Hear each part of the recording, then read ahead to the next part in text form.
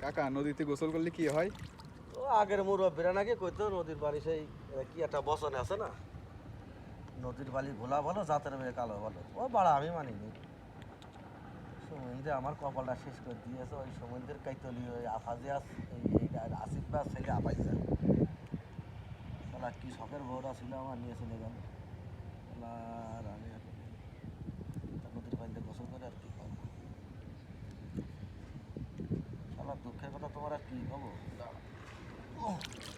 দুঃখের কথা আর কি কবো। যখন হাত ধরে আমার বাড়ির সামনে দিয়ে হাইটে যায়, ফাইটে যায়, বুকটা ফাইটে যায়, ফাইটা যায়, ও বুকটা ফাইটা যায়। ফাইটে কি করবো?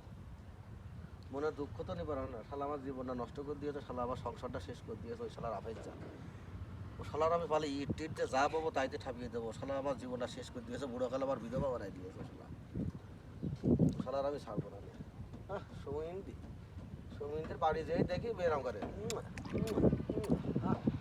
শালার আমার জীবনটা ওই শালার টাচফোন দিয়ে জীবনটা শেষ করে দিয়েছে। ওই শালার আসিফ ব্যাস ছেলে আফাইজা আর এই শালার